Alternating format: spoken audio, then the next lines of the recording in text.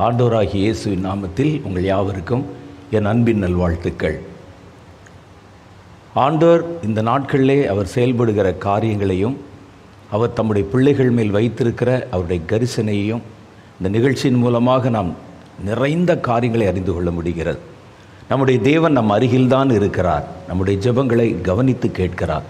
நம்ம கேட்குற எல்லாவற்றுக்கும் உண்டான ஆசீர்வாதமான நன்மையை, பதிலை கர்த்தர் நம்முடைய வாழ்க்கையில் உடனடியாக தந்து நம்மை ஆசீர்வதிக்கிறார். இந்த நிகழ்ச்சியை பார்க்கும்போது நமக்குள்ளே உண்டாகிற விசுவாசம் அளவில்லாமல் இருக்கிறது.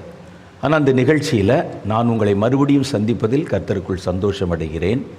நம்முடைய கிறிஸ்தவ வாழ்க்கை என்பது ஒரு குறிப்பிட்ட அளவோடு வந்து நின்று விடுவதல்ல.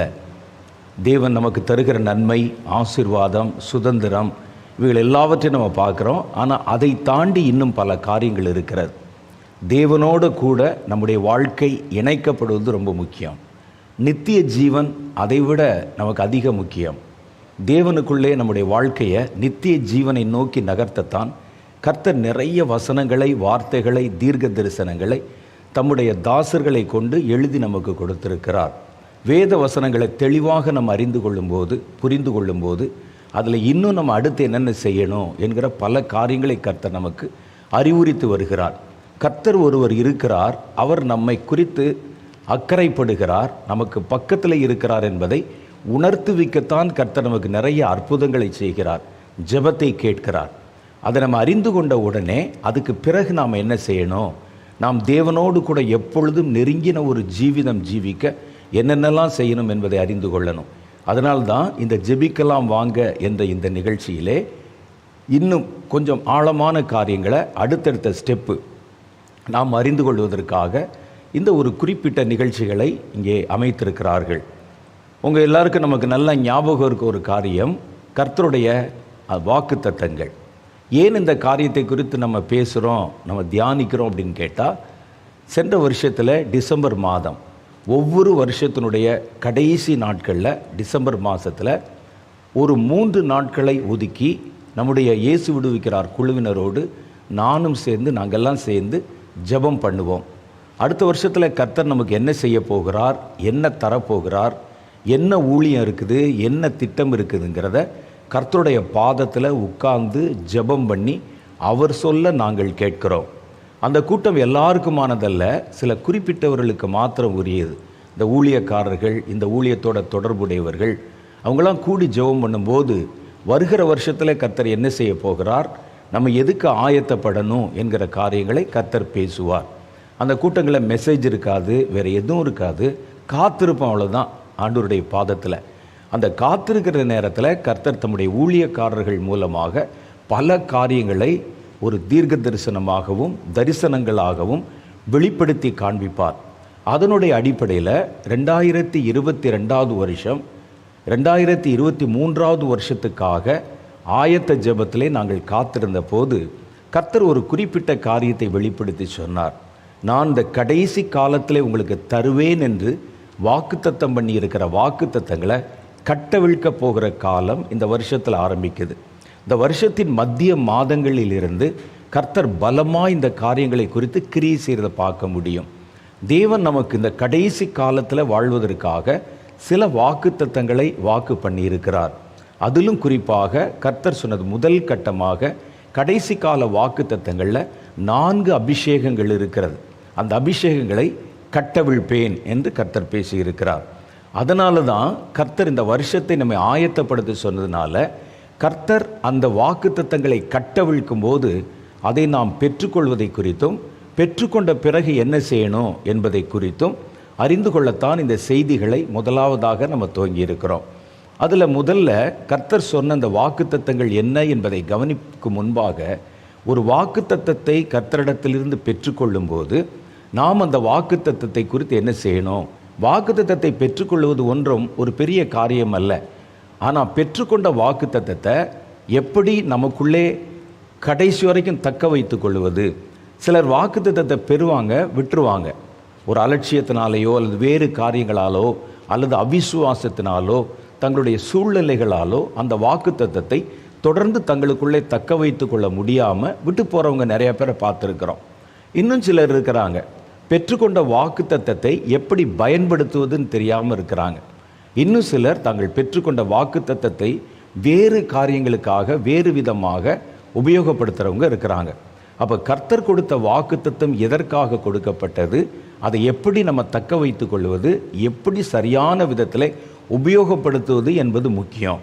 அப்போ தான் எந்த நோக்கத்திற்காக வாக்குத்தத்தத்தை கொடுத்தாங்களோ அந்த நோக்கத்தை தெளிவாக நம்ம நிறைவேற்ற முடியும். இல்லாவிட்டால் பெற்றுக்கொண்ட வாக்குத்தத்தம் பயன்படாமல் போயிடும். மாத்திரல்ல, பயன்படாமல் போன வாக்குத்தத்தங்களை சத்துரு எடுத்து உபயோகப்படுத்தி கொள்ள முடியும்.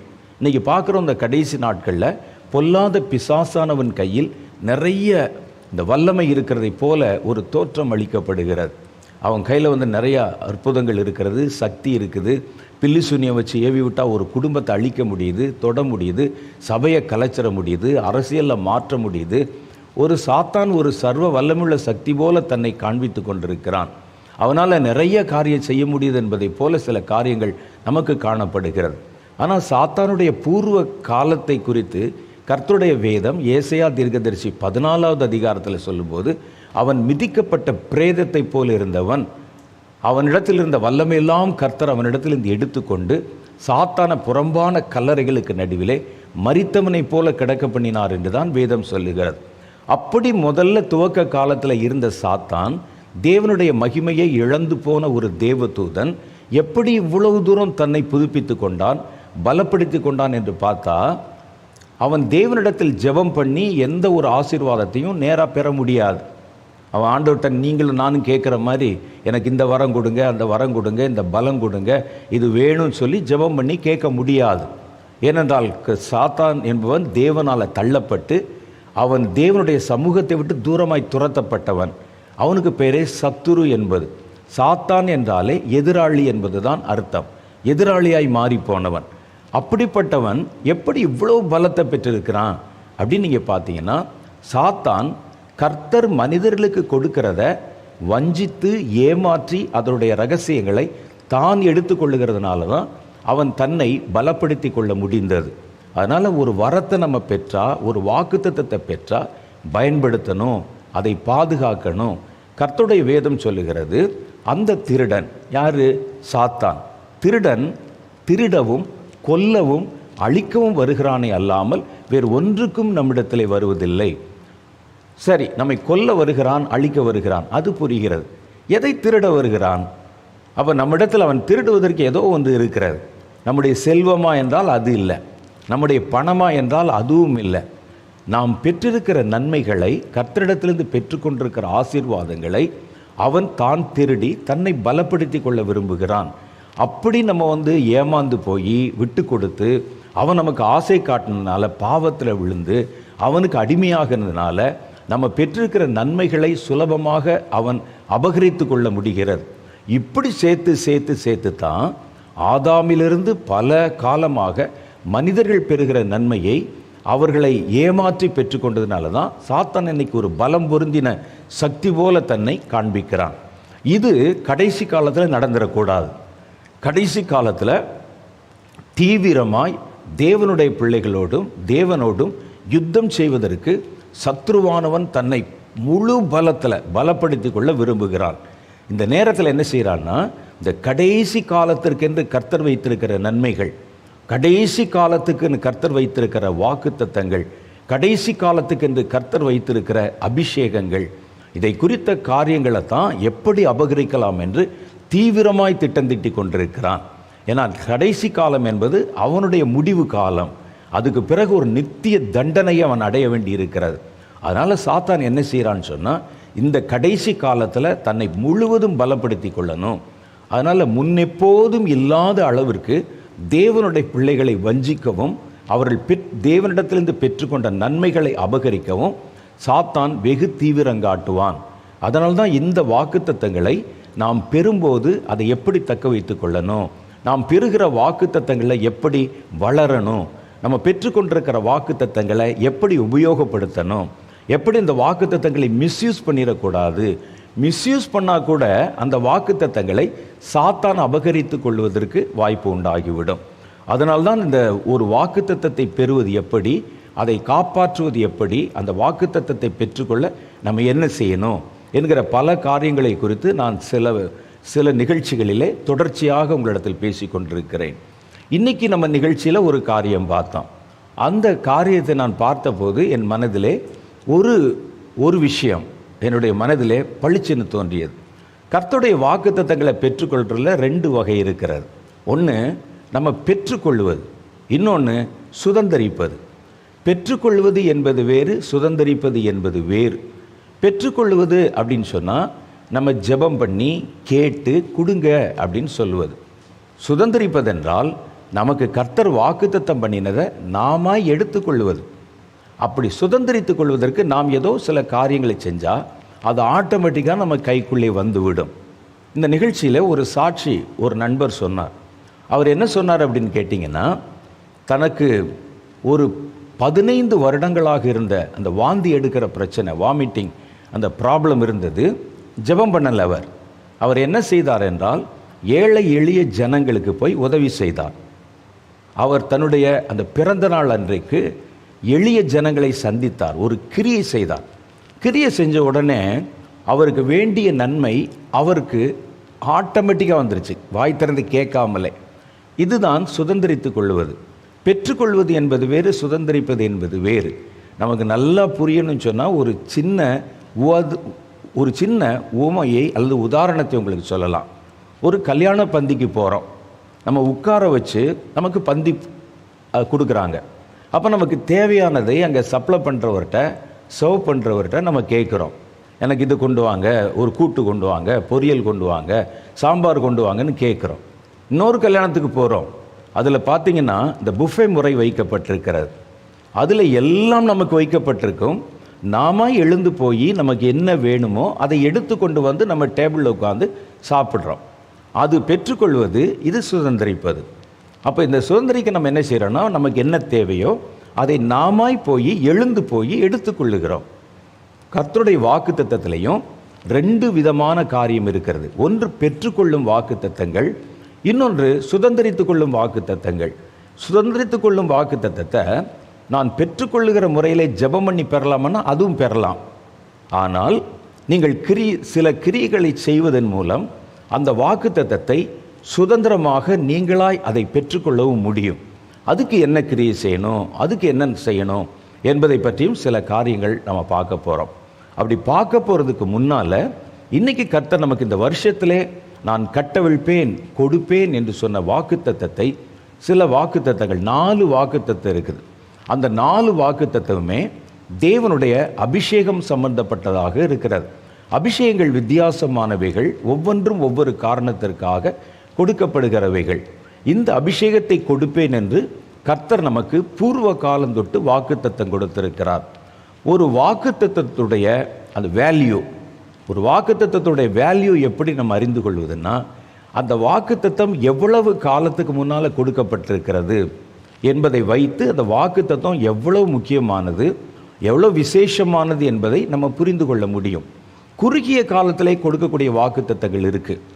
ஏன் கர்த்தர் நீண்ட நெடுங்காலத்துக்கு முன்னால் அல்லது சில குறிப்பிட்ட காலத்துக்கு முன்னால் தான் நமக்கு கொடுப்பேன் என்று சொல்லுகிற காரியத்தை, கொடுக்க போகிற காரியத்தை வாக்குத்தத்தமாக ஏன் முன்னுரைக்கிறார் அப்படின்னு கேட்டால், அந்த வாக்குத்தத்தம் அவ்வளவு விசேஷமானது, அதை இழந்துடக்கூடாது.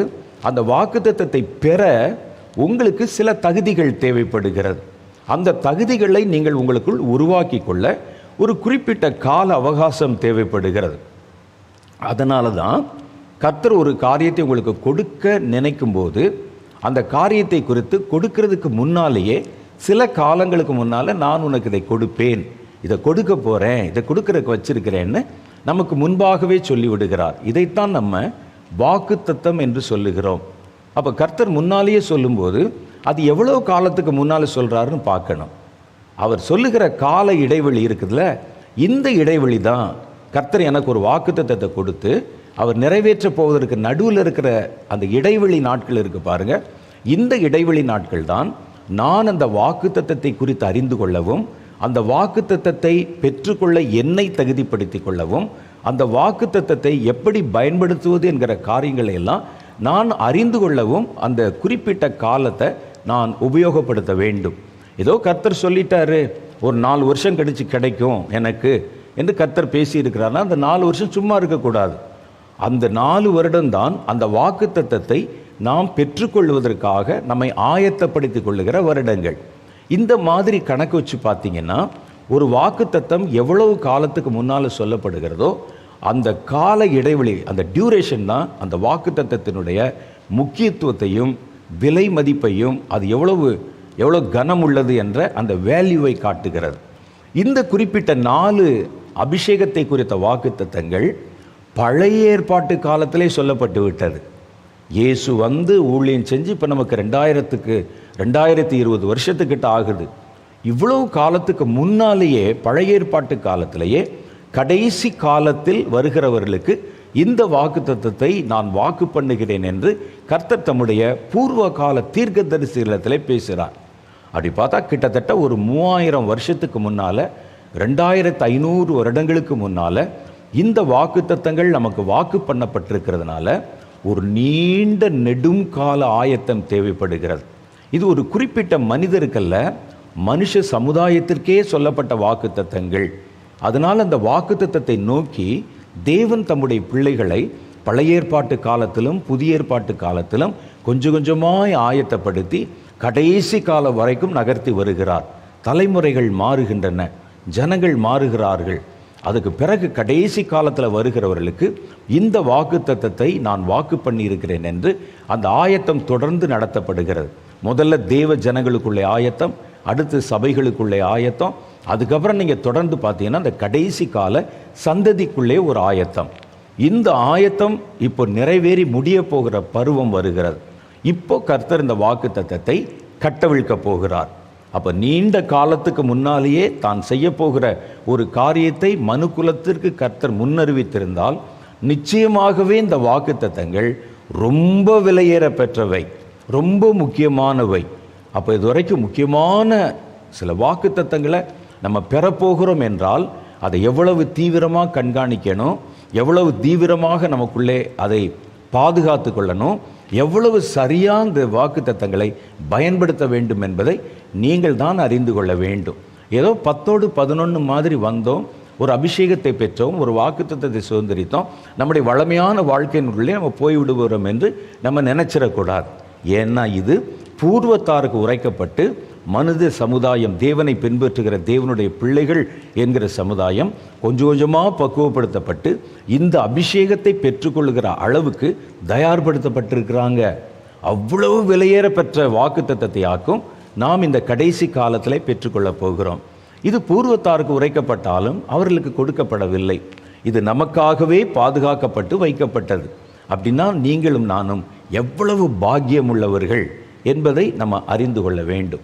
இன்னொரு காரியம் இருக்குது, வாக்குத்தத்தத்தில் கர்த்தருடைய வாக்குத்தத்தங்களை நாம் சுதந்திரித்துக் கொள்ளுகிறோம், பெற்றுக்கொள்ளுகிறோம். இந்த வாக்குத்தத்தங்கள் தேவனுடைய அபிஷேகம் பற்றின வாக்குத்தத்தங்கள். கர்த்தர் ஒரு அபிஷேகத்தை நமக்கு கொடுக்கிறேன் என்று சொல்லுகிற வாக்குத்தத்தங்கள். 4 வாக்குத்தத்தங்களை கர்த்தர் முதல் கட்டமாக அபிஷேகம் சார்ந்த வாக்குத்தத்தங்களை இந்த வருஷத்தில் கட்டவிழ்க்க போகிறேன் என்று நமக்கு அவர் முன் அறிவிப்பு செய்திருக்கிறார். அதுக்கு நம்மை தயார்படுத்தவும் தகுதிப்படுத்தவும் தான் இந்த செய்திகள். இந்த 4மே அபிஷேகம் பற்றின செய்திகள்.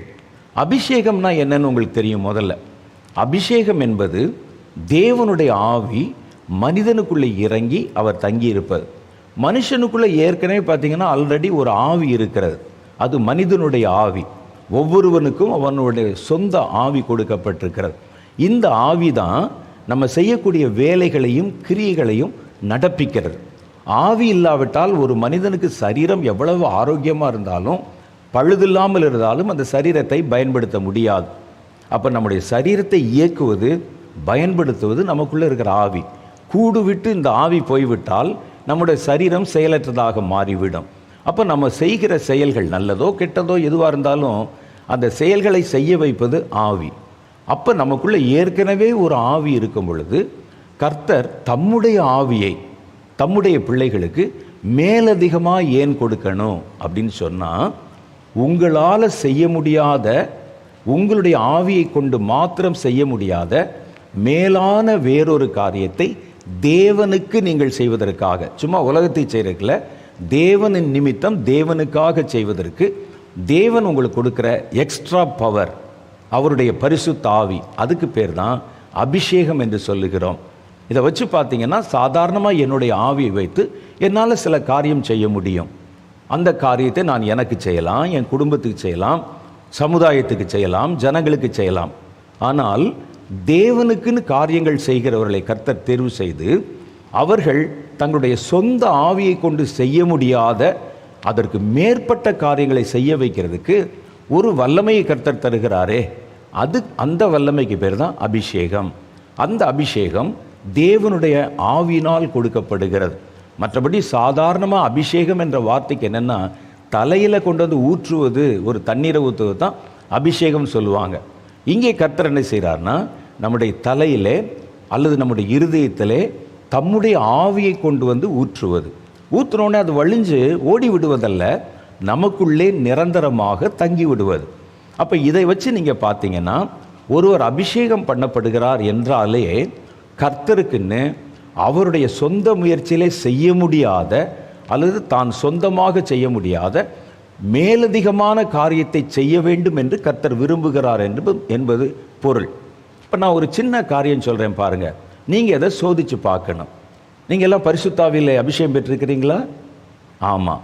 அந்த அபிஷேகத்தை எப்படி இது பரிசுத்தாவின் அபிஷேகம் என்று சொல்லுகிறீர்கள்? ஒரு நாள் ஒரு கூட்டத்துக்கு வந்தோம் ஐயா, அங்கே இயேசுவை ஏற்றுக்கொள்ளுங்கள்னு சொன்னாங்க. நாங்கள் ஏற்றுக்கொண்டோம். ஏற்றுக்கொண்ட உடனே எங்களுடைய சரீரத்தில் ஒரு சிலிர்ப்பு உண்டாச்சு. சிலிர்ப்பு உண்டான போது நாங்கள் பரிசுத்தாவியை பெற்றுக்கொண்டோம். ஒரு அந்நிய பாஷை பேசணும், நாக்கெல்லாம் குளற செய்யா. நாங்கள் ஒரு புது பாஷை பேசணும். அது என்னன்னு பக்கத்தில் கேட்டால் எனக்கு ஒன்றும் புரியலை. அந்நிய பாஷைன்னு சொன்னாங்க. இது பரிசுத்தாவின் அபிஷேகம் பெற்றவங்களுக்கு தான் கிடைக்கும் சொன்னாங்க. அப்போ நான் பரிசுத்தாவின் அபிஷேகத்தை பெற்றுக்கொண்டேன். அப்போ இப்போ நான் என்ன செய்கிறேன்? ஜெபம் பண்ண முடியுது, ஒரு ஊழியம் செய்கிறேன், இந்த அளவுலே நான் இருக்கிறேன் அப்படின்னு நம்ம சொல்கிறோம். இதை தான் நாம் அபிஷேகம் என்று சொல்லுகிறோம். நான் சொல்கிறேன், நீங்கள் அபிஷேகம் பெற்றிருந்தால் உங்களால் செய்ய முடியாத காரியத்தை தேவனுக்கென்று உங்களால் செய்ய முடியுதான்னு பாருங்கள். இப்போ நான் சொல்கிறேன், நான் ப்ரேயருக்கு போகிறேன், நான் கையெல்லாம் அசைக்கிறேன், ஆடுகிறேன், ஜெபம் பண்ணுகிறேன். இது பரிசுத்தாவி இல்லாமலே செய்ய முடியுமா? முடியாதா? முடியும். நான் ஜெபம் பண்ணுகிறேன், ஒரு லிஸ்ட் எழுதி வைத்துக்கொண்டு அந்த லிஸ்ட்டில் வச்சு நான் ஜெபம் பண்ணுகிறேன். பரிசுத்தாவி இல்லாமலே ஜெபிக்க முடியுமா? முடியாதா? பரிசுத்தாவி இல்லாமலே நான் இதை செய்ய முடியும். அப்போ நான் தினம் சர்ச்சுக்கு போகிறேன். சர்ச்சு போது பரிசுத்தாவி இல்லாமலே போக முடியுமா? முடியாதா? முடியும்.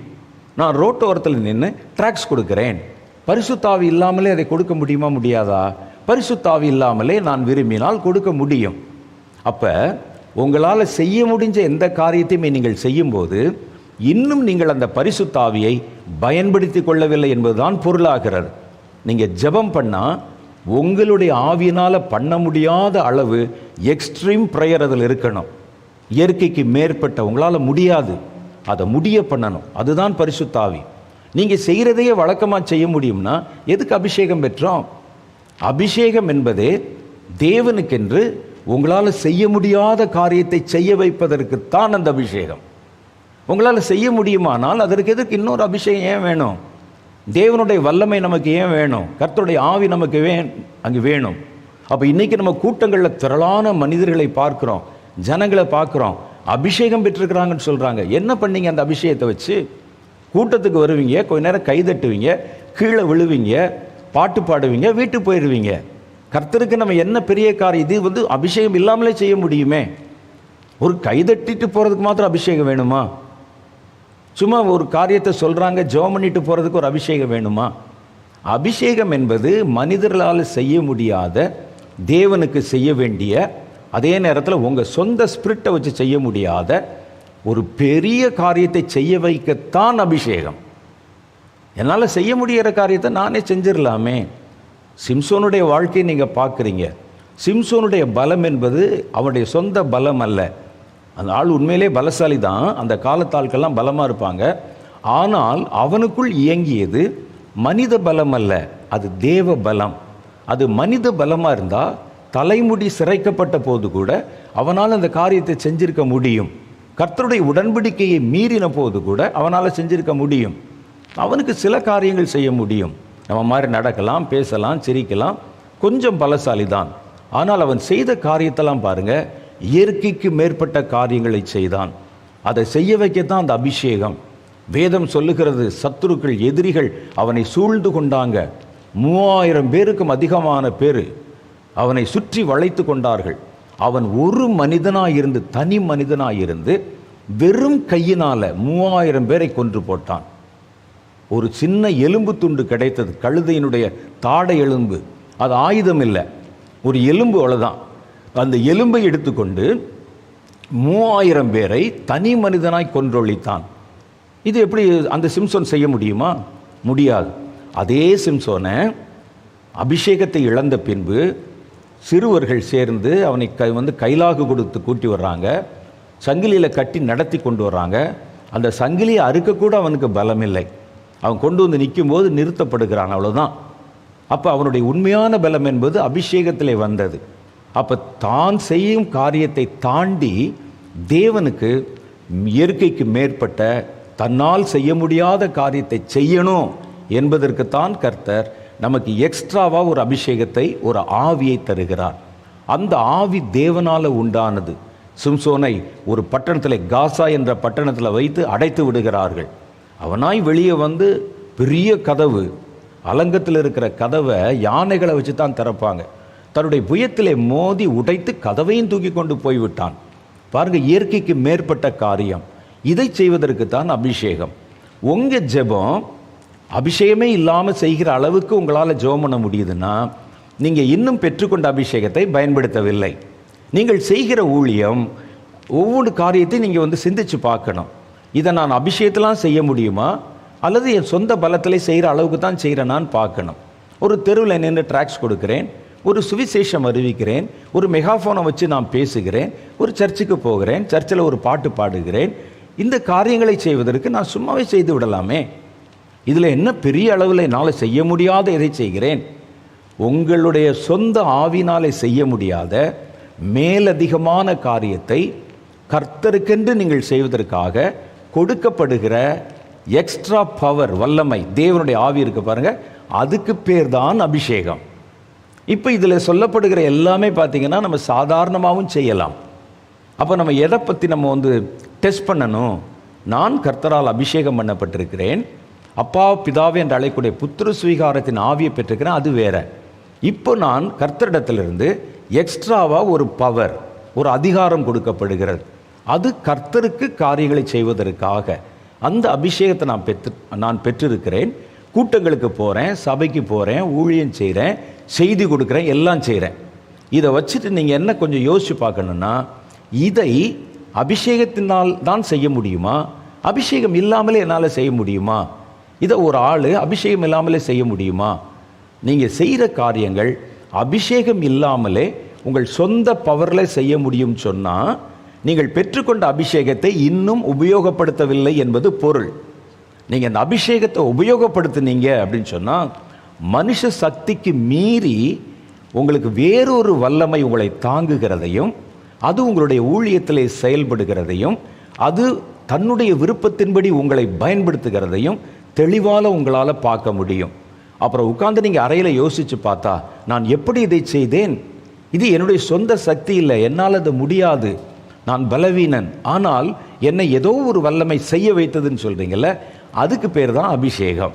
அப்போ அபிஷேகம் பண்ணப்பட்டவங்க தேவனுக்குன்னு அவர் விரும்புகிற பெரிய காரியத்தை உங்களால் செய்ய முடிகிறதான்னு பார்க்கணும்.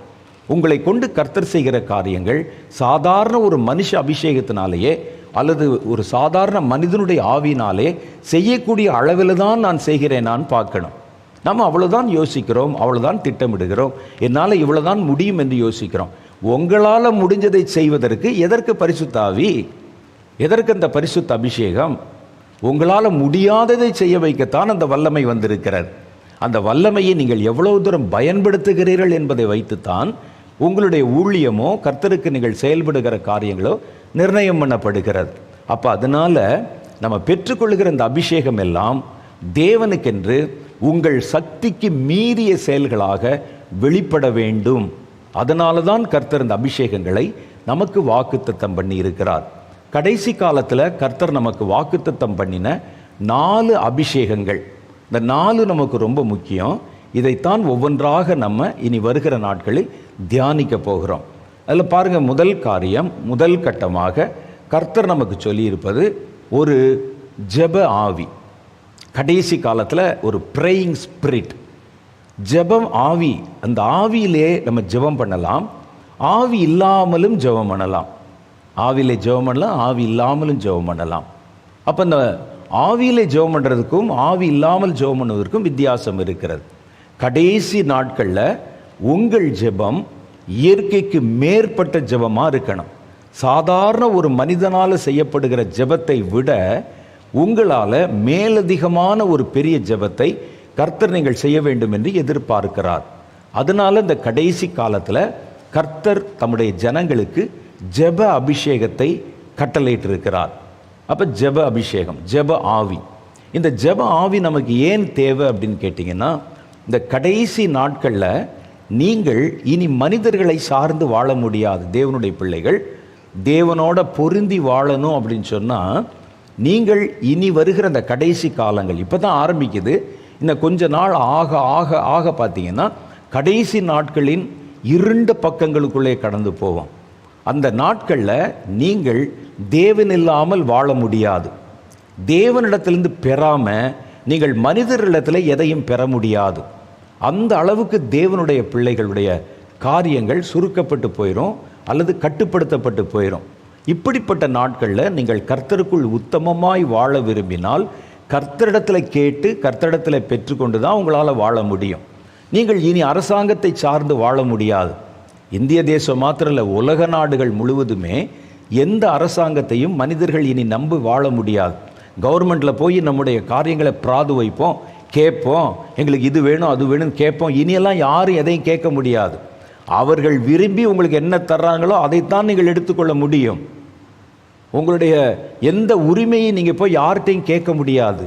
அப்படிப்பட்ட கொடிய காலங்கள் இங்கே உண்டாகி கொண்டிருக்கின்றன. வங்கிகள் விழுந்து போய் கொண்டிருக்கின்றன. இன்னைக்கு செய்தியில் நீங்கள் பார்த்தா கூட அமெரிக்காவில் ஒரு பிரபலமான வங்கி, அந்த வங்கி இன்னைக்கு விழுந்து போச்சு, திவாலா போச்சுன்னு சொல்லும். பெரிய பெரிய கம்பெனிகள் அந்த வங்கியில் தங்களுடைய அந்த பொருளை முதலீடு பண்ணியிருக்கிறாங்க. எல்லாம் ரோட்டில் வந்து நிற்கிறாங்க, கூட்டம் கும்பலாக வந்து நிற்குது. கடைசி காலம் தேவனுடைய பிள்ளைகள் எந்த அதிகாரத்தையோ மனிதனையோ நம்பி பூமியில் வாழ முடியாது. இந்த கடைசி காலத்தில் முழுக்க முழுக்க ஜெபித்து தேவனிடத்திலிருந்து கேட்டு, ஜெபித்து தேவனிடத்திலிருந்து பெற்று, ஜெபித்து தேவனோடு நடந்து அந்த பாதுகாப்புக்குள்ளே தான் நம்ம வாழ வேண்டும். அப்போ இப்போவே நம்ம அந்த ஜெபிக்கும் கலையை கற்றுக்கொள்ள வேண்டும். ஜெபத்திலே அதீதமான ஜெபம், சாதாரண ஜெபம் தான் எல்லாரும் பண்ணுவாங்களே, எல்லா சபையிலும் பண்ணுவாங்க, எல்லா கிறிஸ்தவர்களும் பண்ணுவாங்க, எல்லா ஊழியர்களும் பண்ணுவாங்க. இது இல்லை, இதை தாண்டி ஒரு ஜெபம் இருக்கிறது. அந்த ஜெபம் ஆவியினால் உண்டாகிற ஜெபம். இந்த ஜெபத்தை, இந்த அபிஷேகத்தை கர்த்தர் நமக்கு கடைசி காலத்தில் வாக்கு பண்ணியிருக்கிறார். கடைசி காலம் என்பது இடைவிடாமல் நீங்கள் ஜெபிக்க வேண்டிய காலம். இது முன்னாலெல்லாம் பார்த்தீங்கன்னா ஜெபத்துக்குன்னு ஒரு நேரம் வச்சுருப்போம். நாங்களே கற்றுக் கொடுத்துருக்குறோம். காலையில் 1 மணி நேரம் ஜெபம் பண்ணுங்க, மத்தியானம் 1 மணி நேரம் ஜெபம் பண்ணுங்க, அல்லது ஒரு நாளைக்கு 2 மணி நேரம் ஜெபம் பண்ணுங்கன்னு சொல்லியிருக்கிறோம். மீதி நேரம் உங்கள் சொந்த வேலையை பார்ப்போம்னு. ஆனால் கடைசி காலத்தில் வேதம் என்ன சொல்லுது தெரியுமா?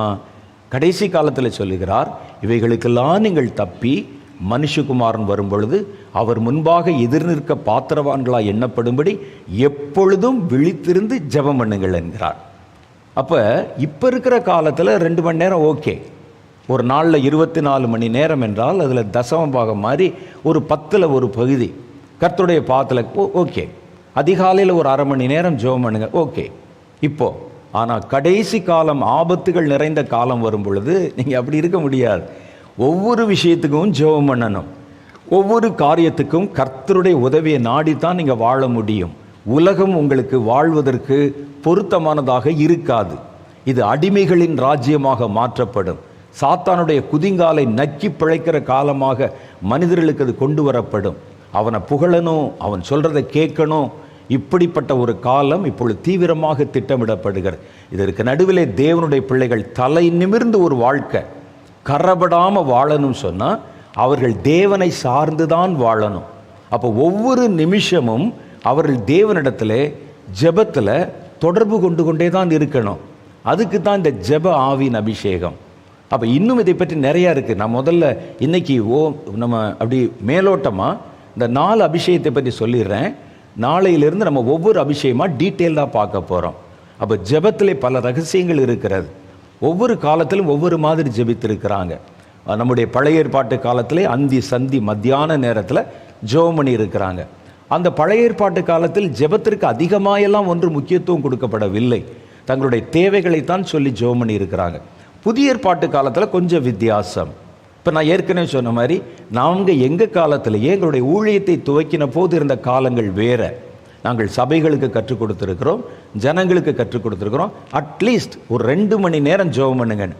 ஆனால் இனி வருகிற காலத்தில் அப்படி சொல்ல முடியாது நாம். ஏனென்றால் கர்த்தர் சொல்கிறார், கடைசி நாளத்தில் நீங்கள் எப்பொழுதும் விழித்திருந்து ஜெபம் பண்ணுங்கள். அப்போ தான் கர்த்தர் முன்னால் போய் நிற்க முடியும். இனி வருகிற காலம் உலகம் முழுவதிலும் வாழ்கிற மனிதர்களுக்கு ஒரு கண்ணி போல வரும். கர்த்தருடைய பிள்ளைகள் மற்றவங்க மாதிரி காம்ப்ரமைஸ் ஆகி போக முடியாது. காம்ப்ரமைஸ் ஆகி போகிறது கொஞ்சம் ஆட்கள் இருக்கிறாங்க, அது வேற. நீங்களும் நானும் அப்படி அல்ல. நம்ம தேவனுக்கு என்று ஒப்பு கொடுக்கப்பட்டவர்கள். அதனால கர்த்தர் பார்க்கிறாரு, நீங்கள் தானே ஏற்றபடி வேண்டிக் கொள்ள வேண்டியது இன்னதென்று அறியாதிருக்கிறபடினால் வாக்கு கடங்காத பெருமூச்சலோட ஜெபம் பண்ணும்படி ஒரு அபிஷேகத்தை கர்த்தர் உங்களுக்கு வாக்கு பண்ணி இருக்கிறார். அந்த அபிஷேகம் கடைசி காலத்தில் நமக்கு தேவை. இந்த அபிஷேகம் ஒவ்வொரு நிகழ்விலும் ஒவ்வொரு நிமிஷத்திலும் உங்களை ஜெபிக்க வைத்து கொண்டே இருக்கும் அபிஷேகம். ஒரு சுவாசம் எப்படி வருது பாருங்க, சுவாசம் மாதிரியே ஜெபம் என்பது மாறிவிடும் உங்களுக்கு. நம்ம சொல்லுவோம், எப்படிங்க 24 மணி நேரம் எப்போ பார்த்தாலும் எல்லா பிரச்சனையிலும் ஜெபித்து கொண்டே எப்படி இருக்க முடியும்? கஷ்டமாக இருக்காதா?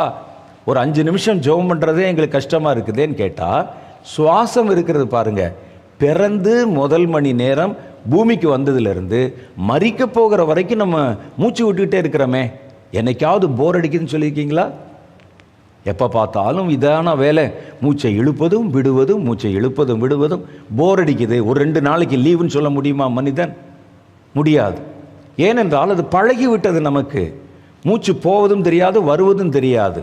நம்மை அறியாமலே நம்ம மற்ற வேலையும் செய்கிறோம். ஆனால் இன்னொரு பக்கத்தில் பார்த்தா அந்த மூச்சு விடுகிற வேலை என்பது நீங்கள் முழிச்சிருந்தாலும் நடக்குது, தூங்கினாலும் நடக்குது, ஓடினாலும் நடக்குது.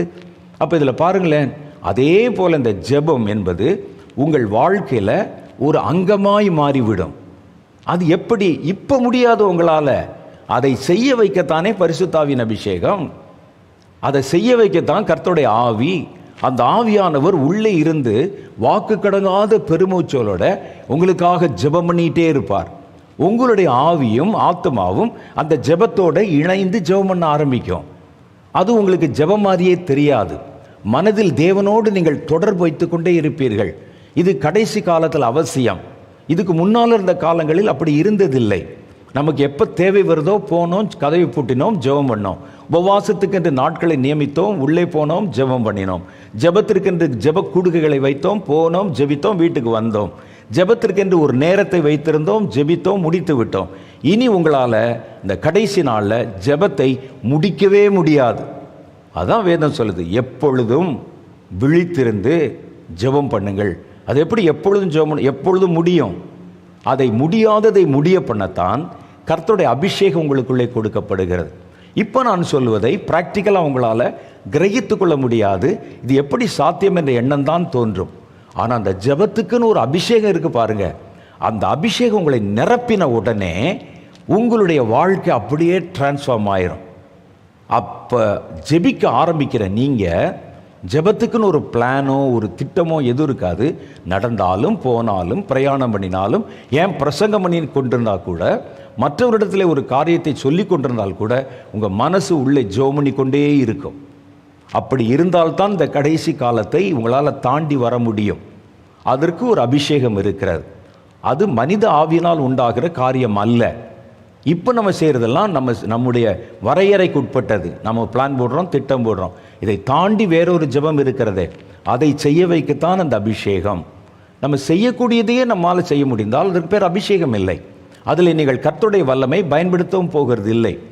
கர்த்தருடைய வல்லமை நீங்கள் பயன்படுத்தும் போது நீங்கள் பார்த்தீங்கன்னா இயற்கைக்கு மேற்பட்ட விதத்தில் உங்களால் செயலாற்ற முடியும். உங்களுக்கே இது பிரமிப்பாக இருக்கும், என்னால் இது முடியாது, எப்படி நடந்தது? அதை நடத்துவதற்கு பேர் தான் அபிஷேகம்.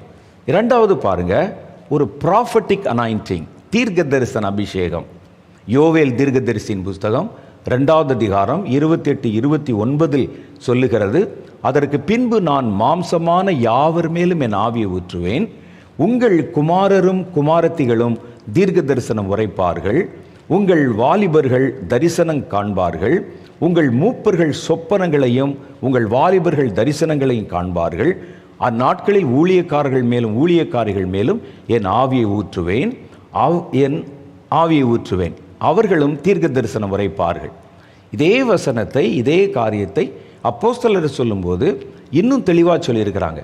கடைசி நாட்களில் மாம்சமான யாவர் மேலும் என் ஆவியை ஊற்றுவேன், உங்கள் குமாரரும் உங்கள் குமாரத்திகளும் தீர்க்க தரிசனம் சொல்லுவார்கள், உங்கள் வாலிபர்கள் தரிசனங்களை அடைவார்கள், உங்கள் மூப்பர் சொப்பனங்களை காண்பார்கள், என்னுடைய ஊழியக்காரர்கள் மேலும் ஊழியக்காரிகள் மேலும் என் ஆவியை ஊற்றுவேன், அப்பொழுது அவர்கள் தீர்க்க தரிசனம் சொல்லுவார்கள் அப்படின்னு சொல்கிறாங்க. இது ஒரு அனாயிண்டிங். இந்த அனாயிண்டிங் எப்போ கிடைக்கும் என்றால் கடைசி நாட்களில் கொடுக்கறதுக்கு கர்த்தர் வச்சிருக்கிறார். அப்போ இதுவரைக்கும் தீர்க்க தரிசனம் சொன்னாங்களே, இதுவரைக்கும் சொன்ன தீர்க்க தரிசனங்களும் தீர்க்க தரிசியுடைய செயல்பாடுகளும் இனி வரக்கூடிய கடைசி கால தீர்க்க தரிசிகளின் தீர்க்க தரிசனங்களுக்கும் செயல்பாடுகளுக்கும் ஒப்பிடத்தக்கன அல்ல.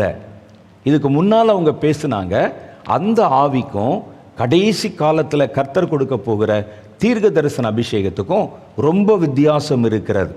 இந்த தீர்க்க தரிசனம் கொல்லும், இந்த தீர்க்க தரிசனம் உயிர்ப்பிக்கும், இந்த தீர்க்க தரிசனம் கட்டும், இந்த தீர்க்க தரிசனம் கட்டவிழ்க்கும். இதில் இந்த தீர்க்க தரிசனத்தில் வெறும் செய்தி மாத்திரம் இருக்காது. ஒரு குறிப்பிட்ட காலத்தில், திருச்சபையின் காலத்துல எல்லாம் பார்த்தீங்கன்னா தீர்க்க தரிசிகள் இருந்தாங்க, அவர்களுடைய செயல்பாடு வித்தியாசமாக இருந்தது. பழைய ஏற்பாட்டு காலத்திலே தீர்க்க தரிசிகள் இருந்தாங்க, அவர்களுடைய தீர்க்க தரிசனமும் செயல்பாடுகளும் வித்தியாசமாக இருந்தது. ஆனால் அந்த கடைசி காலத்தில் வர்றவங்க வேற மாதிரி இருப்பாங்க. புதிய ஏற்பாட்டு கால தீர்க்க தரிசிகள் சபை சார்ந்து மந்தைக்கு அவருடைய விசுவாசத்தை உறுதிப்படுத்துவதற்கும் அவர்களை பக்தி விருத்தி உண்டாக்குவதற்கும் தான் தீர்க்க தரிசனம் சொன்னாங்க. ஏதோ இங்கொன்றும் அங்கொன்றும் வரப்போகிற நிகழ்வுகளை சொல்லியிருப்பாங்க. மோஸ்ட் ஆஃப் த ப்ராஃபசிஸ் திருச்சபையின் காலத்தில் சொல்லப்பட்டதெல்லாம் அந்தந்த சபைகளுக்கும் தேவனுடைய ஜனங்களுக்கும் மாத்திரம் உரியதாக இருந்தது. சபையின் பக்தி வைராக்கியத்துக்காக கர்த்தர் சிலரை தீர்க்கதரிசிகளாக அபிஷேகம் பண்ணினார் என்று கர்த்தருடைய வேதம் சொன்னதுனால அவங்களுடைய மெயின் மினிஸ்ட்ரி என்னன்னு கேட்டால் சபை. அப்போ ஒரு சபைக்கு சொன்னது இன்னொரு சபைக்கு தேவைப்படாது. அதனால தான் இந்த புதிய ஏற்பாட்டு காலத்தில் பெரிய அளவிலே தீர்க்கதரிசிகள் பேசப்படவில்லை. அவங்க தீர்க்க தரிசனம்லாம் ஒரு குறுகின இடத்துக்குரியது, ஒரு ஊழியத்திற்கோ ஒரு சபையினுடைய கூடுதலுக்கோ மாத்திரம் உரியது. அவ்வளோதான் சொல்லியிருப்பாங்க. சபையில் இன்னைக்கு நிலைமை சரியில்லை, பாஸ்டர் சரியில்லை, சபையில் இருக்கிற நிர்வாகம் சரியில்லை, சபையில் சில குடும்பங்கள் வேற மாதிரி இருக்கிறாங்க, சபையாருடைய விசுவாசத்துக்கு எதிராக சாத்தான் போராடுகிறான், இதெல்லாம் முன்னறிவிச்சு சொல்லுவாங்க. நீங்கள் ஜெபத்தை கூட்டணும், நீங்கள் காணிக்கையின் மேலே கவனம் வச்சுருக்கீங்க, பண ஆசை துறக்கணும், அவங்களுடைய குறைகளை சொல்லி அவங்கள மாத்திரம் பரிசுத்தப்படுத்தி அவங்கள பக்தி விருத்தியிலிருந்து வலுவாமல் காத்துக்கொள்ளத்தான் தீர்க்கதரிசிகள் சபை காலத்தில் பெருவாரியாக பயன்படுத்தப்பட்டாங்க. அதனால் நீங்கள் பாருங்களேன், இந்த திருச்சபையின் அதனால் இந்த திருச்சபையின் காலத்தில் நீங்கள் பார்த்தீங்கன்னா பெரிய அளவில் ஒரு யோவான் சொன்ன மாதிரி, எசேக்கியேல் சொன்ன மாதிரி, தானியேல் சொன்ன மாதிரி, ஒரு எரேமியா சொன்ன மாதிரி பெரிய தீர்க்கதரிசிகளையும் தீர்க்க தரிசனங்களையும் நம்மளால் பார்க்க முடியல. ஏனென்றால் இது சபையின் பக்தி விருத்திக்காக கர்த்தர் எழுப்பின தீர்க்கதரிசிகள் தான் இருந்தாங்க. நிறைய இடத்துல பெருவாரியா 1-2 வேணுமானால் எங்கேயாவது இருந்திருக்கலாம், அது நமக்கு தெரியல. இந்த தீர்க்க தரிசனங்கள் இந்த காலத்தில் கொண்டாடப்படவில்லை, வெகு ஜனங்களால் ஏற்றுக்கொள்ளப்படவில்லை. அது அந்தந்த சபைக்கு உரியது, சபையோடு முடிந்து விட்டது. ஆனால் கர்த்தர் இன்னொரு அலையை எழுப்புகிறார், தீர்க்க தரிசன அலை. அது கடைசி நாட்களிலே தேவனுடைய பிள்ளைகளுக்காக வைக்கப்பட்டிருக்கிறது. இந்த தீர்க்க தரிசனங்கள் வித்தியாசமானவைகள். இது ஒட்டுமொத்த உலகத்துக்கும் உரியது. இது ஜனங்களுக்கு சொல்லப்படுகிற செய்தியை மாத்திரம் கொன்றாமல் கர்த்தருடைய தீர்க்க தரிசன வார்த்தைகள் யுத்தம் செய்கிறதையும் அல்லது அழிக்கப்பட்டவைகளை உயிர்ப்பிக்கிறதையும் ஜனங்களுடைய இருதயத்தில் விசுவாசத்தை கொழுந்து விட்டு எரிய பண்ணுகிறதையும் சாத்தானுக்கு டஃப் கொடுக்கிறதையும் சாத்தானுக்கு எதிராக யுத்தம் செய்கிறதையும் தெளிவாக உங்களால் பார்க்க முடியும். கர்த்தருடைய அற்புதங்களை கட்டவிழ்த்து விடுகிறதையும் இந்த தீர்க்கதரிசிகள் வித்தியாசமாக இருப்பாங்க. அவர்கள் எப்படி இருப்பார்கள் பாருங்கள். அதோடைய பீக் நம்ம பார்க்குறோம். வானத்திலிருந்து 2 சாட்சிகள் இறங்கி வந்தாங்க. அவர்கள் எப்படி உபத்திரவ காலத்தின் நடுவிலே மத்திய நாட்களில் 7 வருஷ உபத்திரவ காலத்தின் மத்திய பகுதியில் 2 சாட்சிகள், 2 தீர்க்கதரிசிகள், வானத்திலிருந்து 2 ஒலிவ மரங்கள் இறங்கி வந்தாங்க. அவர்களை அடக்குவதற்கும் அவர்களை கட்டுவதற்கும் மடக்குவதற்கும் சாத்தான் என்னென்ன விதத்தில் முயற்சி பண்ண முடியுமோ எல்லா விதத்திலும் முயற்சி பண்ணினான். ஆனால் முடியல. அவன் செய்கிற ஒவ்வொரு காரியத்திற்கும் எதிர்வினை ஆற்றிக்கொண்டே இருந்தாங்க. அவன் செய்கிற எல்லாவற்றையும் முடக்கி கொண்டே இருந்தாங்க. கடைசியிலே கர்த்தருடைய சித்தத்தின்படி அவர்கள் தேசத்தில் கொலை செய்யப்பட்டு அவர்கள் உயிரோடு உயிர் தெழுந்தார்கள். அப்போ இந்த கடைசி கால தீர்க்கதரிசிகள், சொல்ல போகிற தீர்க்கதரிசிகள் இப்போவே ஆரம்பிச்சிருவாங்க. அதோடைய பீக்கில் தான் அந்த 2 சாட்சிகள் வெளிப்பட ஆரம்பிப்பாங்க. அப்போ கர்த்தர் சொல்கிறார், கடைசி நாட்களில் மாம்சமான யாவர் மேலும் என் ஆவியை ஊற்றுவேன். குமாரர் குமாரத்திகள் தீர்க்க தரிசனம் உரைப்பாங்க, வாலிபர்கள் தரிசனம் காண்பாங்க, மூப்பர்கள் சொப்பனம் பார்ப்பாங்க. அந்நாட்களில் எல்லா ஊழியக்காரர்கள் மேலும் என் ஆவியை ஊற்றுவேன். அந்த கடைசி நாட்களில் அப்போ அவர்கள் எனக்கென்று தீர்க்க தரிசனம் சொல்லுவாங்க. என்ன தீர்க்க தரிசனம் சொல்லுவாங்க? அந்த தீர்க்க தரிசனம் எப்படிப்பட்டதாக இருக்கும்? இந்த தீர்க்க தரிசன ஆவி எப்படிப்பட்டதாக இருக்கும்? இந்த தீர்க்க தரிசனம் என்பது வெறும் செய்தியை கொண்டிருக்காது. இந்த தீர்க்க தரிசனம் அழிக்கும், எழுப்பும், பேசும், கட்டும், கட்டவிழ்க்கும், எல்லாம் நடக்கும்.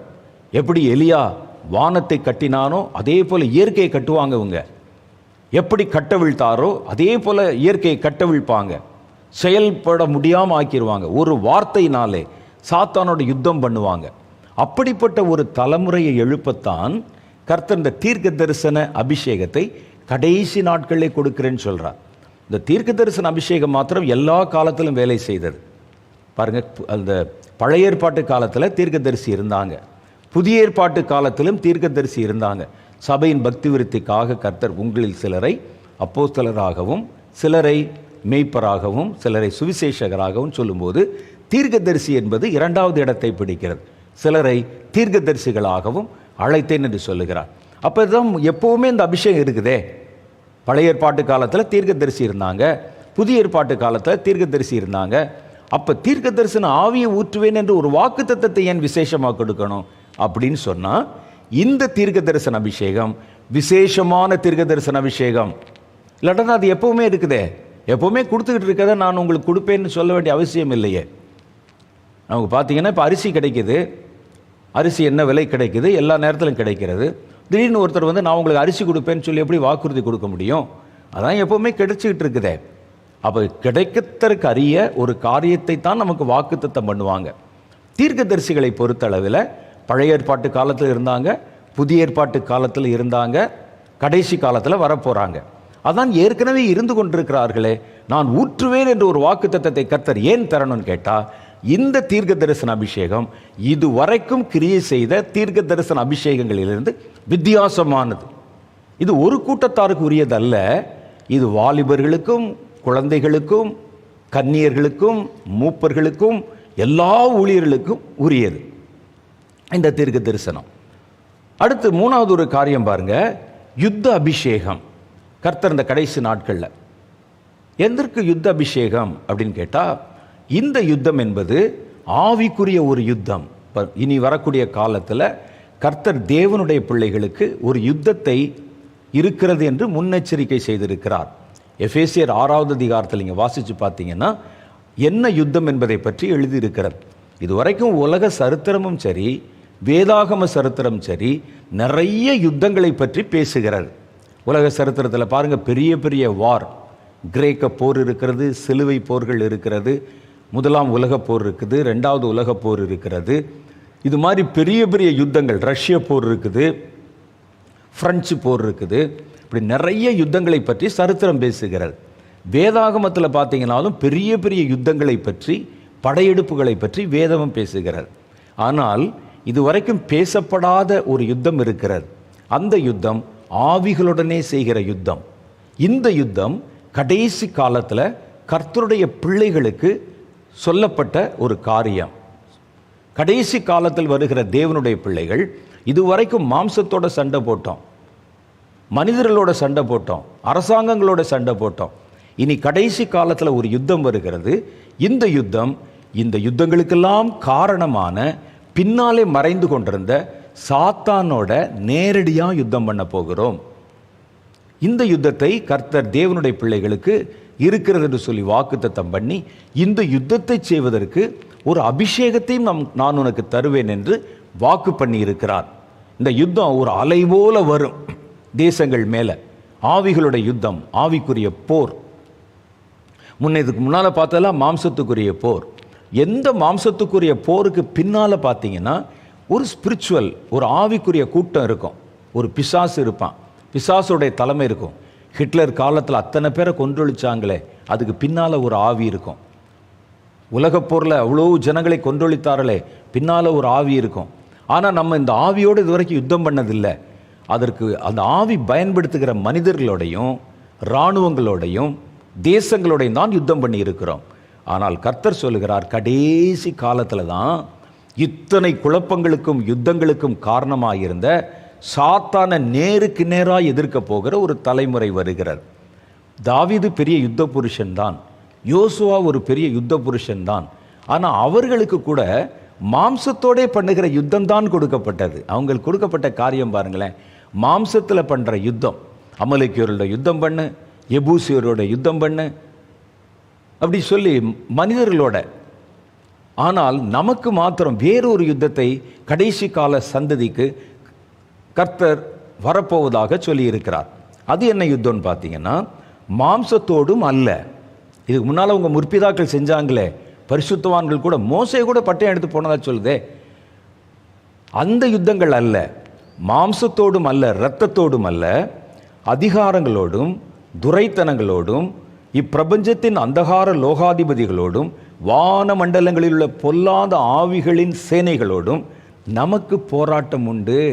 அது சேனை, இது நம்ம சபை. விசுவாசிகள் சேனைகளோட யுத்தம் பண்ணுவாங்களாம். சேனையோட சேனை தானே மோத முடியும்.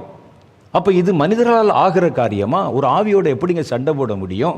ஒரு எதிரி நம்ம கண்ணுக்கு தெரியாமல் எப்படி சண்டை போட முடியும்? ஒரு மனிதனோட யுத்தம் பண்ணுற மாதிரி பண்ண முடியுமா? நம்மால் முடியாதில்ல.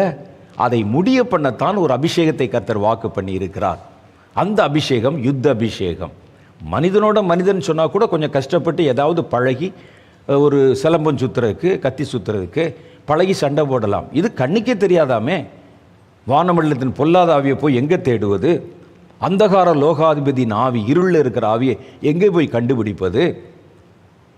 அந்த ஆவிகளின் சேனைகளோட ஒரு சபை எப்படி போராடுவது? நம்ம எப்படி போராடுவது? நம்ம தனித்த ஆள் அல்லது ஒரு சின்ன குரூப் இருப்போம், நம்ம போய் எப்படி ஒரு பெரிய சேனையோட சண்டை போட முடியும்?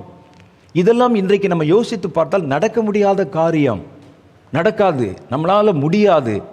ஆவிகளோட போய் யுத்தம் பண்ண முடியாது. தாவீதா இருந்தால் கூட முடியாது, ஒரு யோசுவாவாக இருந்தால் கூட முடியாது, பெரிய பெரிய யுத்த வீரர்கள் இருந்தால் சாலமோனாக இருந்தால் கூட முடியாது, சிம்சோனாக இருந்தால் கூட முடியாது. ஆனால் கர்த்தர் இவர்களுக்கெல்லாம் மறைக்கப்பட்ட ஒரு யுத்தத்தை நமக்கென்று கர்த்தர் வைத்திருக்கிறார்.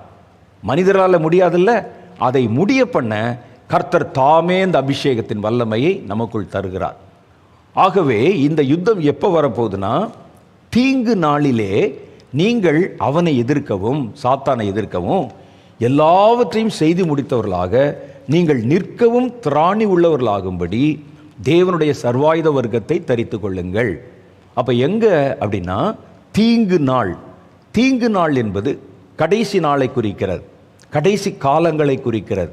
வேதத்தில் எழுதப்பட்டிருக்கிறது, உலக தோற்றம் முதல் இதுவரை உண்டாயிராத தீமை, துன்பம், உபத்திரவம் அந்த நாட்களில் உண்டாயிருக்கும் என்று கடைசி நாட்களை குறித்து கர்த்தருடைய வேதம் அடையாளப்படுத்தி சொல்கிறது. அதனால தான் உலகத்தின் எல்லா நாட்களிலும் தீமை இருந்த போதிலும் தீமைகள் உச்சம் பெறுகிற காலம் என்பது கடைசி காலம். இந்த காலத்தில் கர்த்தருடைய பிள்ளைகளுக்கு ஒரு யுத்தம். இவன் யுத்தம் பண்ணாதான் தன்னை காத்து கொள்ள முடியும். இந்த யுத்தம் பண்ணாதான் கர்த்தருடைய வருகைக்கென்று ஆயத்தம் பண்ணப்பட்ட ஜனங்களை காத்துக்கொள்ள முடியும். இல்லாவிட்டால் சத்துரு இவர்களை மேற்கொள்ள ஆரம்பித்து விடும். ஆகவே இது யுத்தம் மஸ்ட்.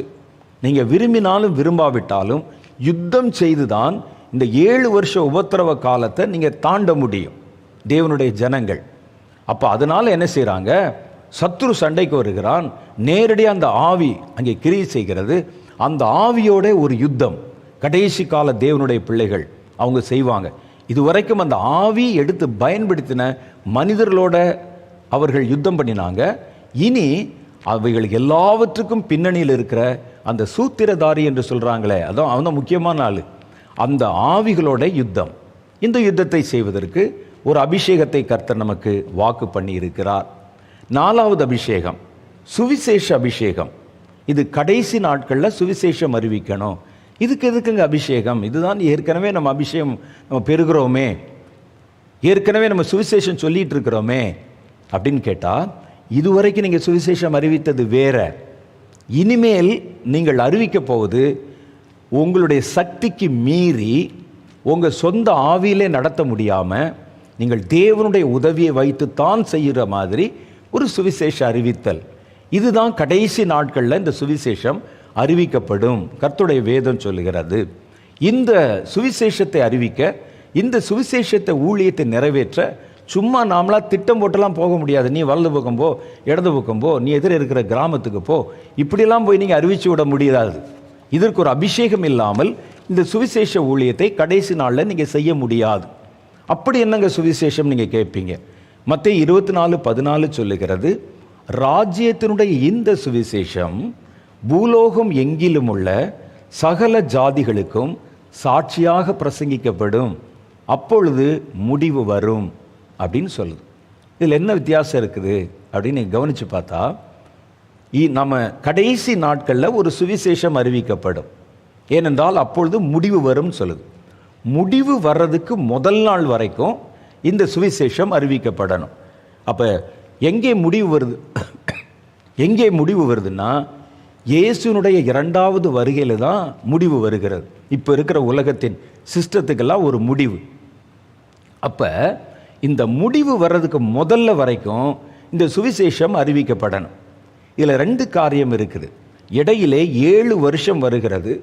ஒருவரும் கிரியை செய்யக்கூடாத ராக்காலம். சாத்தானுடைய கையில் 7 வருட அதிகாரம், ஒட்டுமொத்த உலகத்தின் அதிகாரம் கொடுக்கப்படும். இதுக்கு நடுவில் நீங்கள் போய் சுவிசேஷம் அறிவிக்கணும். அதற்கு உங்களுடைய சொந்த அபிஷேகத்தினால, உங்கள் சொந்த ஆவியினால் எந்த காரியத்தையும் நீங்கள் செய்ய முடியாது. இதில் இயற்கைக்கு மேற்பட்ட விதத்தில் நீங்கள் சுவிசேஷத்தை அறிவிக்க நேரிடும். அது என்ன? அதில் நிறைய இன்ட்ரெஸ்டிங்கான பல விஷயங்கள் இருக்குது. இந்த அபிஷேகத்தை பற்றி பேசும்போது நான் உங்களுக்கு சொல்லுவேன். குறிப்பாக ஒரு சின்ன காரியத்தை சொல்கிறேன் பாருங்கள். சுவிசேஷம், அந்த பிலிப்பு என்பவர் சுவிசேஷம் அறிவித்து கொண்டிருந்தார். அப்போ கந்தாகே மந்திரி அங்கே கடந்து வர்றாரு. அவர் வசனத்தை வாசித்து கொண்டிருக்கிறார். அர்த்தம் புரியாமலே, நம்மெல்லாம் வழக்கமாக செய்வாங்க, நிறைய பேர் பைபிள் படிப்பாங்க, என்ன படிச்சிங்கன்னு கேட்டால் தெரியாது. அப்படியே ஒருவன் படிக்கிறார், அவர் அப்படியே அந்த பல்லக்கில் சாய்ந்து கொண்டு கேட்டுக்கொண்டு வருகிறார். கர்த்தர் சொன்னார், அந்த எகிப்தின் மந்திரி, அந்த கந்தாகிய மந்திரி இருக்கிறானே, அவனிடத்தில் ரதத்தோடு போய் சேர்ந்து கொள் என்றார். பிலிப் அங்கே கடந்து வந்தார். அவருக்கு கேட்டார், இவ்வளோ தூரம் வந்து பைபிள் படிக்கிறீங்களே, அதில் என்ன சொல்லியிருக்குன்னு தெரியுதா உங்களுக்குன்னு கேட்டார். யாருக்கு தெரியும்? ஒருத்தன் சொல்லாவிட்டால் நான் எப்படி அதை அறிந்து கொள்ள முடியும் என்றார். சுவிசேஷத்தை அறிவித்தார், ஞான ஸ்நானம் கொடுத்தார். ஞானஸ்நானம் கொடுத்து கரையேறி வந்தாங்க. ஆனால் பார்த்தீங்கன்னா, அவன் ஞானஸ்நானம் கொடுத்து எழுந்த உடனே அந்த பிலிப்பு காணாமல் போய்விட்டார். வேதம் சொல்லுகிறது, ஆவியானவர் பிலிப்பை அழைத்து கொண்டு போய்விட்டார், எடுத்துக்கொண்டு போய்விட்டார். எடுத்துக்கொண்டு போய் ஆசோத் என்கிற பட்டணத்தில் அவன் காணப்பட்டு அங்கே சுவிசேஷம் அறிவிக்கிறான். அது பல மைல் தூரம் உள்ள வேறொரு பட்டினம். இவர் நடந்து போகலை, அவர் வேற எந்த ஒரு வாகனத்தின் உதவியில் போகலை. இவர் ஞானஸ்தானம் கொடுத்து முடிச்சு கரையேறின உடனே ஆவியானவர் அப்படியே உள்ள ஜூம் பண்ணி எடுத்து அப்படி ஒரு நிமிஷத்தில் வேறு ஒரு ஊரில் கொண்டு நிறுத்தினார். அப்போ இனி கர்த்தருடைய வார்த்தையை அறிவிக்கிறவர்களை காற்றுக்களை போலவும், காற்றுனா என்னன்னு தெரியுமா உங்களுக்கு? காற்று அடிக்கிறதான்னு தெரியும், அது எங்கிருந்து வருது கண்ணுக்கு தெரியாது. சுவிசேஷர்கள் இயற்கைக்கு மேற்பட்ட விதத்தில் இந்த 7 வருஷ காலத்தில் சுவிசேஷம் அறிவிப்பாங்க. கேட்குறதுக்கு இன்ட்ரெஸ்டிங்காக இருக்குல்ல? போக முடியாதுன்னு சொல்லுவீங்க, கர்த்தர் உங்களை ஆவியிலே கொண்டு வந்து அங்கே நிறுத்துவார். ஆவியில் எடுத்துக்கொண்டு போய் சொல்லி முடிச்சோடனே மறைஞ்சிருவீங்க. உங்களை தேடினாலும் கண்டுபிடிக்க முடியாது. இது மாதிரி நிறைய சம்பவங்கள் இருக்கிறது. நான் இதை பற்றி சொல்லும்போது உங்களுக்கு விளக்கமாக விவரணமாக நான் சொல்லுவேன். அப்போ இந்த கடைசி கால அபிஷேகம், சுவிசேஷ அபிஷேகம், உங்களை வித்தியாசமான முறையிலே சுவிசேஷம் அறிவிக்க பண்ணும். தேவனுடைய பிள்ளைகள் பைபிளில் கூட இங்கும் அங்கும் இப்படிப்பட்ட வித்தியாசமான முறைகளிலே சுவிசேஷம் அறிவித்திருக்கிறார்கள். இன்னொரு காரியம் நீங்கள் பார்த்தீங்கன்னா, ஏன் இந்த அபிஷேகம் தேவை? இப்போ நம்ம பண்ணுகிற சுவிசேஷ ஊழியத்துக்கு அபிஷேகம் இல்லாமலே கூட சுவிசேஷம் அறிவிக்கலாம். இப்போ நம்ம வச்சுருக்கிற மெத்தட் பாருங்கள், ஒரு சுவிசேஷ ட்ராக்ஸ் கொடுப்பாங்க, கையில் வச்சுருப்போம், பஸ்ஸில் கொடு, போகிற ஜனங்களுக்கு கொடு, இப்போ நீங்கள் செஞ்சிடுறீங்க. ஆனால் உங்களுடைய சொந்த முயற்சியினால் சுவிசேஷம் அறிவிக்க முடியாத காலம் வருகிறதே. அப்போ அதிலே உங்களை கிரியை செய்ய வைக்கத்தான் இந்த தேவனுடைய அதிகப்படியான வல்லமை, தேவனுடைய வரங்கள் இதெல்லாம் நமக்கு கொடுக்கப்பட போகிறது. அப்படின்னா அந்த 7 வருஷம் இருண்ட காலத்திலும் சுவிசேஷ வேலை மாத்திரம் நிற்கவே நிற்காது. மற்ற எல்லா காலத்திலும் நம்மால் திறந்த வாசலில் செய்ததை விட இந்த 7 வருஷ உபத்திரவ காலத்தில் தீவிரமான சுவிசேஷம் அறிவிக்கப்படும். அது சாத்தானுக்கு எங்கே நடக்குது, என்ன நடக்குதுன்னு தெரியாது. அதற்குத்தான் அந்த சுவிசேஷ அபிஷேகம் வருகிறது. அந்த அபிஷேகம் இப்பொழுது ஊற்றப்பட்டு விடும். கொஞ்ச நாளில் அது டெவலப் ஆகி ஆகி அந்த தலைமுறை பிறக்க நீங்கள் வித்தியாசமான முறையிலே சுவிசேஷம் அறிவிப்பீங்க. அது என்ன நடக்கும்னு நான் உங்களுக்கு சொல்லுவேன். அப்போ தான் உங்களுக்கு ஆச்சரியமாக இருக்கும். அது இன்னொரு காரியம் என்ன இருக்குன்னு கேட்டால், இந்த சுவிசேஷம் என்ன சுவிசேஷம்னா ராஜ்யத்தின் சுவிசேஷம் என்று சொல்லுகிறது. இதுவரைக்கும் நீங்கள் அறிவித்த சுவிசேஷம் வேற.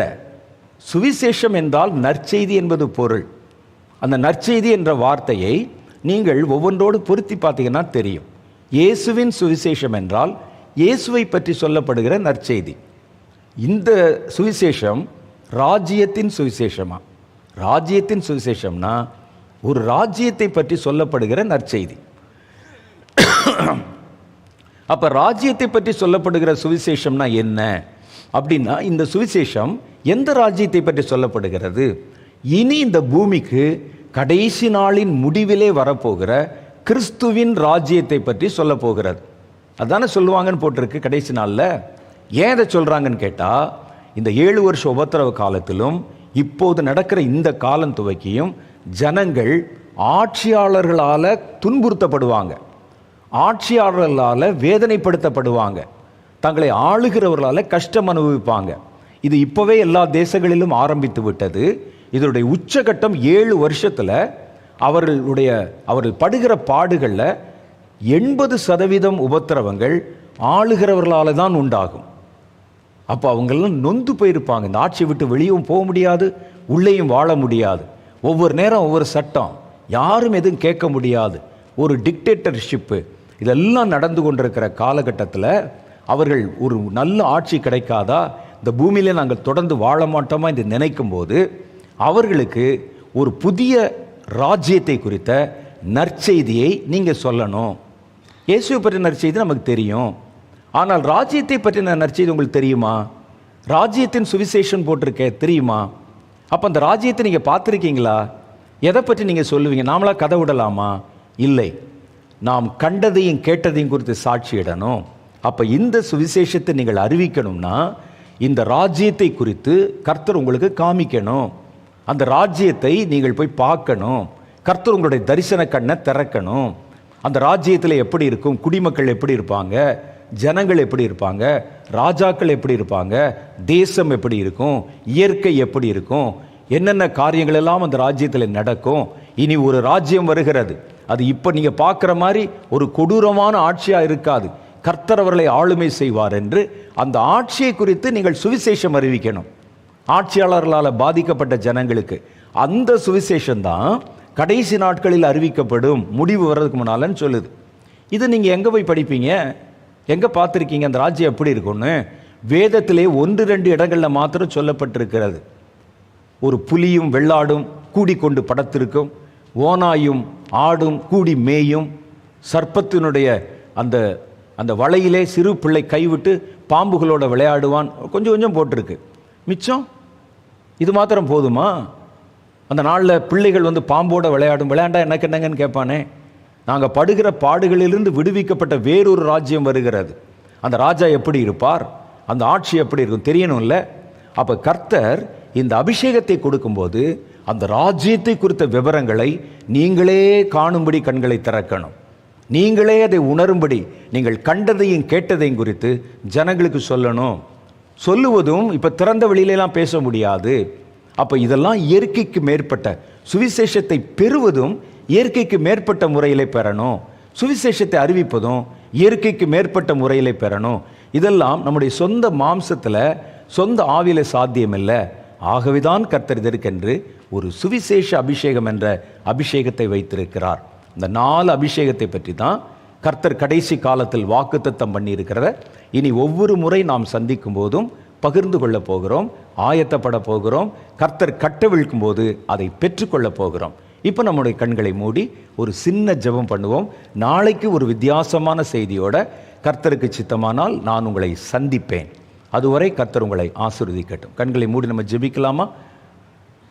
அன்பான எங்கள் ஜீவனுள்ள பரலோக பிதாவே, தேவரீர் எங்களுக்கென்று வாக்குத்தத்தம் பண்ணின உம்முடைய அபிஷேகத்தை குறித்தும் நீர் எங்களுக்கு தருவேன் என்று கடைசி காலத்திலே எங்களை வாழ்விக்கவும் ஜெயிக்க வைக்கவும் நித்திய ஜீவனை சுதந்திரித்துக் கொள்ளவும் எந்த விதத்திலும் வருகிற இடையூறுகளை எதிர்த்து நின்று ஜெயிக்கவும் நீர் எங்களுக்கென்று வாக்குத்தத்தம் பண்ணி இருக்கிற இந்த கடைசி கால அபிஷேகங்களுக்காக ஸ்தோத்திரம். அதை இந்த வருஷத்தின் மத்திய நாட்களிலிருந்து நான் கட்டவிழ்ப்பேன் என்று சொன்னீரே, அதை கட்டவிழ்க்கும் போது ஆண்டவரே அதை முழுமையாக நாங்கள் பெற்றுக்கொள்ள, நாங்கள் அடைந்து கொள்ள, அறிந்து கொள்ள தேவன் எங்களுக்கு அனுகிரகம் தாரும். இந்த அபிஷேகத்தில் ஒன்றும் குறையில்லாமல் இந்த வார்த்தைகளை கேட்ட ஒவ்வொருவரும் பெற்றுக்கொள்ள நீர் அவர்களுக்கு ஆண்டவரே அனுகிரகம் பாராட்டியருளும். வாக்குத்தத்தங்கள் வேண்டும் என்று மாத்திரம் வாங்குகிறவர்களாய் அல்ல, பெற்றுக்கொண்ட வாக்குத்தத்தத்தை காத்து கொள்ளவும் அதை எப்படி பயன்படுத்த வேண்டும் என்கிற காரியத்தை நாங்கள் அறிந்து கொள்ளவும் இந்த நாட்களில் நீரே இறங்கி வந்து பேசினீரே. ஒவ்வொரு அபிஷேகத்தை குறித்தும் அதோடைய விசேஷித்த குணங்களை பற்றியும் பேசினீரே. இது மனுஷ ஆவியினால் சாத்தியமில்லை என்பதனால தான் நான் என்னுடைய வல்லமை தந்து உங்களை அபிஷேகிக்கிறேன் என்ற காரியத்தை நீர் எங்களுக்கு கற்பித்தீரே. நாங்கள் இதுவரைக்கும் நாங்கள் ஓடின ஓட்டத்தை விட ஒரு புதிய ஓட்டத்தை, ஒரு புதிய பலத்தை, ஒரு புதிய அதிகாரத்தை, ஒரு புதிய வல்லமையை நாங்கள் இந்த உலகத்தில் வெளிப்படுத்தத்தக்கதாக நீர் வாக்குத்தத்தம் பண்ணின வல்லமைகளை நாங்கள் சுதந்திரித்துக் கொள்ளத்தக்கதாக நீர் கட்டவிழ்க்க போகிறீர். நாங்கள் அதை பெற்றுக்கொள்ள போகிறோம், பெற்றுக்கொண்டதை பயன்படுத்த போகிறோம், ஜெயிக்க போகிறோம், ஜெயிக்க போகிறோம், தொடர்ந்து ஜெயிக்க போகிறோம். கர்த்தருடைய வருகை பரியந்தம் எங்கள் ஓட்டம் நிற்கப் போகிறதில்லை. கர்த்தருடைய ராஜ்யம் இந்த பூமியிலே வருகிற வரைக்கும் ஆண்டவரே இந்த வார்த்தைகளை கேட்கிற உம்முடைய பிள்ளைகள் ஓய போகிறதும் இல்லை. உம்முடைய சித்தத்தை நிறைவேற்றத்தக்கதாக கர்த்தர் எங்களை எடுத்து பயன்படுத்த போகிற நல்ல நாட்களுக்காக ஸ்தோத்திரம். கொடுப்பேன் என்று வாக்குத்தத்தம் பண்ணின பரிசுத்த அபிஷேகத்திற்காக ஸ்தோத்திரம். அந்த அபிஷேக வல்லமை உம்முடைய பிள்ளைகளுக்குள் இறங்கி அவர்களை சார்ந்த அநேகருக்குள் அவர்கள் மூலமாக வெளிப்படுத்தப்படவும் பரவச் செய்யப்படவும் கர்த்தர்களுக்கு அனுகிரகம் தாரும். பேசின வார்த்தைகளை ஆசீர்வதித்து தாரும், அவைகளை விளங்கிக் கொள்ள அனுகிரகம் தாரும். இயேசுவின் நாமத்திலே எங்கள் ஜெபங்களை ஏற்றுக்கொள்ளும் எங்கள் பிதாவே. ஆமேன், ஆமேன். கர்த்தராகிய தேவன் நம்மிடத்தில் நிறைய காரியங்களை பற்றி பேசியிருக்கிறாங்க. எல்லாம் ரொம்ப முக்கியமான காரியங்கள். இன்னும் நம்ம பேசுவதற்கும் சொல்லுவதற்கும் நிறையா இருக்குது. இந்த செய்தியை நீங்கள் அடிக்கடி மறுபடியும் போட்டு கேளுங்க. நேரம் குறுகினதாக இருந்ததுனால வேகமாக பேசியிருக்கிறேன். திரும்ப திரும்ப கேட்கிற வசதி நமக்கு யூடியூப்பில் இருக்குது. கேட்டு பாருங்கள். அப்போ தான் உங்களுக்கு இன்னும் புதிய காரியங்கள் அறிவிக்கப்படும். கர்த்தர் உங்களுடைய கண்களை திறப்பார். கர்த்தர் உங்களை ஆசீர்வதித்து காப்பாராக.